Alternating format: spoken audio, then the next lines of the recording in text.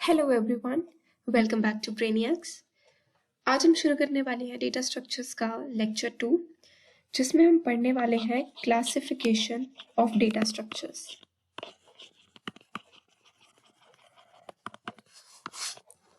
Data structures को किस तरह से क्लासिफाई किया गया है।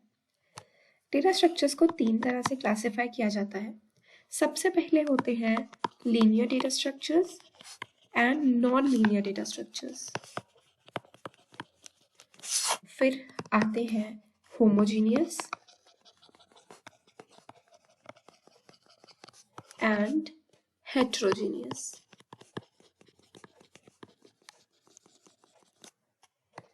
थर्ड नंबर पे हमारे पास आते हैं static and dynamic data structures. इन तीनों को अब हम बारी बारी स्टडी करेंगे कि इनका मतलब क्या है और किस तरह में किस तरह का डेटा स्ट्रक्चर आता है। हम तीनों को स्टडी करने वाले हैं। सबसे पहले शुरू करते हैं लीनियर डेटा स्ट्रक्चर से। लीनियर डेटा स्ट्रक्चर्स वो होते हैं जिनकी ऑर्गेनाइजेशन जिन डेटा स्ट्रक्चर्स में डेटा की ऑर्गेनाइजेशन एक सीक्वेंस में होती है, यानी कि सीक्वेंस, या फिर हम कहते हैं कि डेटा सीक्वेंशियली अरेंज्ड होता है। इन वर्ड्स का मतलब क्या है? सीक्वेंस या फिर सीक्वेंशियली, यानी कि एक के बाद एक।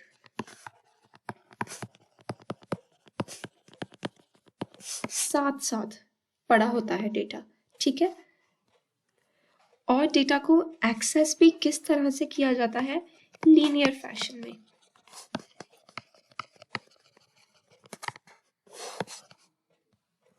और लीनियर डेटा स्ट्रक्चर्स में हर एक एलिमेंट का या तो वन सक्सेसर होता है या तो जीरो सक्सेसर होता है, यानी कि या तो कोई सक्सेसर नहीं होगा, अगर होगा तो सिर्फ एक यूनिक सक्सेसर होगा, एक से ज्यादा सक्सेसर नहीं होंगे। और सक्सेसर का मतलब कि उससे नेक्स्ट एलिमेंट, यानी कि जितने भी हमारे पास लीनियर डेटा स्ट्रक्चर्स आएंगे उनमें या तो हमारे पास एक एलिमेंट के आगे कोई एलिमेंट नहीं होगा, और अगर होगा तो सिंगल एलिमेंट होगा, एक से ज्यादा नहीं होंगे।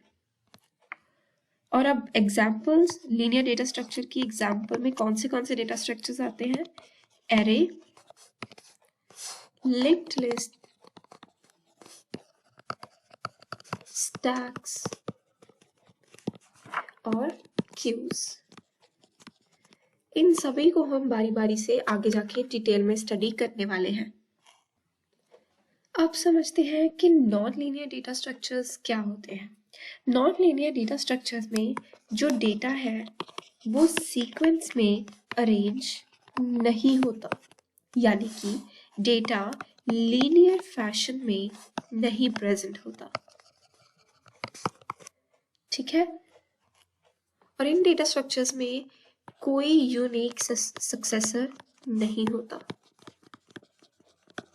जैसे यहाँ तो हमने पढ़ा था कि यूनिक सक्सेसर होता है, या तो कोई नहीं होगा, होगा तो सिर्फ एक होगा, ठीक है। बट यहाँ यूनिक सक्सेसर नहीं होता, यानी कि इसका मतलब कि एक से ज्यादा सक्सेसर प्रेजेंट होते हैं, इसीलिए यूनिक नहीं कहा जाता इसे।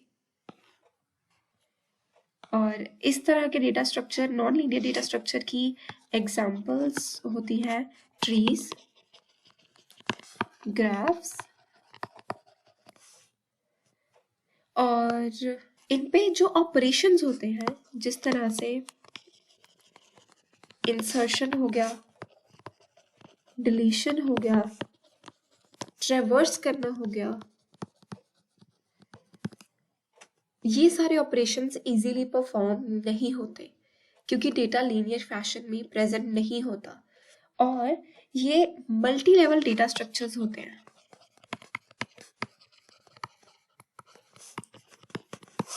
मल्टी लेवल यानी कि इनके वेरियस लेवल होते हैं, लेवल 0, लेवल 1, लेवल 2। ये जो वर्ड्स के मीनिंग है, मल्टी लेवल हो गया, ये जो ऑपरेशंस हमने डिस्कस किए, इंसर्ट, डिलीट, ट्रैवर्स, ठीक है, और ये ट्रीज, ग्राफ्स, इन सब के बारे में हम आगे जाके अपने लेक्चर्स में डिटेल में डिस्कस करने वाले हैं। अब आते हैं अपनी क्लासिफिकेशन नंबर 2 पे, ठीक है। उसमें सबसे पहले पढ़ते हैं होमोजीनियस। होमोजीनियस डेटा स्ट्रक्चर्स वो होते हैं जिनमें जो डेटा पड़ा होता है वो सेम टाइप का होता है। सेम टाइप यानी अगर इंटीजर है तो सारे ही इंटीजर होंगे, अगर फ्लोट है तो सभी फ्लोट होंगे, अगर स्ट्रिंग्स स्टोर्ड हैं तो सभी स्ट्रिंग्स ही होंगी। ऐसा नहीं कि एक इंटीजर, 2 फ्लोट, 3 स्ट्रिंग्स, नहीं। होमोजीनियस मतलब एक टाइप का data, same type of data is stored. और इसकी एग्जाम्पल होती है हमारे पास एरेज, जिसमें एक ही तरह का डेटा स्टोर्ड होता है। दूसरी तरफ आते हैं हेट्रोजीनियस, जिसमें हमने कल पढ़ा था रिकर्स।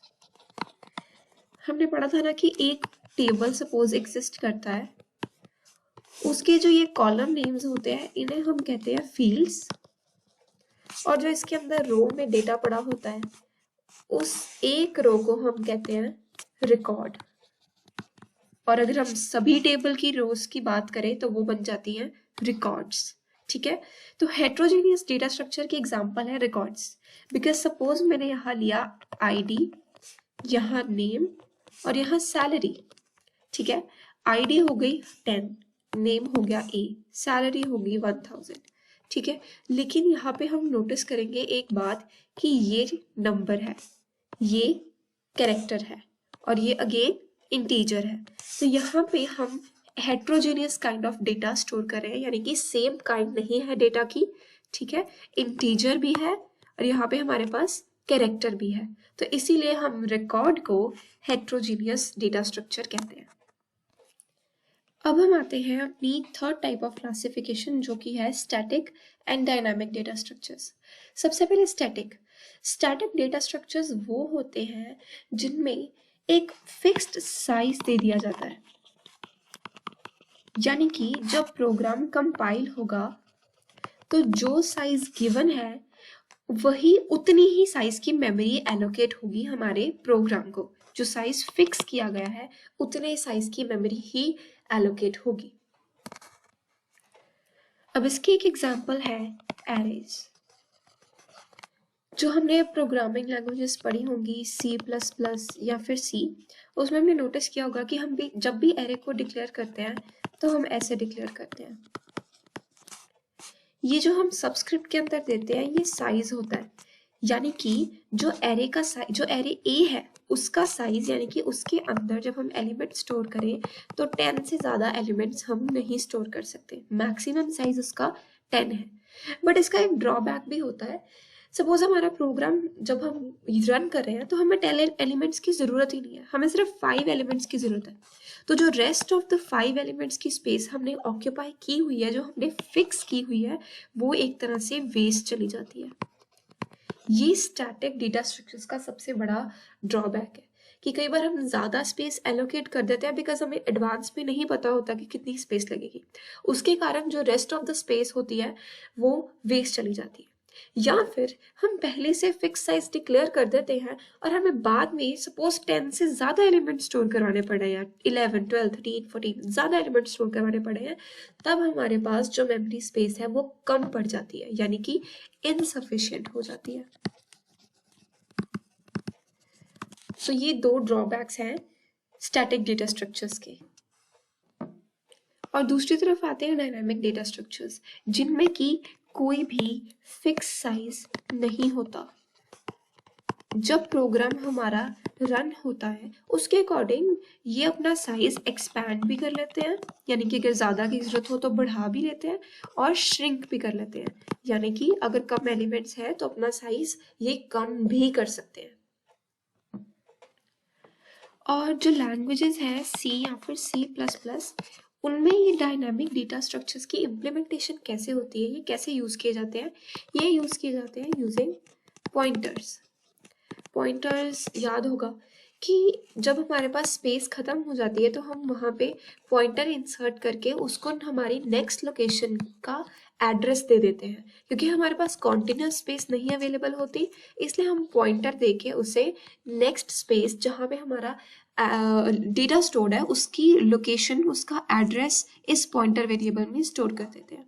तो ये होती है डायनामिक डेटा स्ट्रक्चर्स, जिसको कि C एंड C++ में पॉइंटर्स के थ्रू इम्प्लीमेंट किया जाता है। So this was all about this lecture. I hope आप सबको क्लियर हुआ होगा। अब नेक्स्ट लेक्चर से हम शुरू करने वाले हैं बारी बारी अपने data structures, array, link list, tag, Q, trees and graphs, सबके बारे में पहले इंट्रोडक्शन होगी एंड फिर सबके बारे में हम डिटेल में करेंगे, उनके एल्गोस, इंसर्ट, डिलीट, ट्रिमर्स वगैरह सब कुछ। Okay, thank you for watching.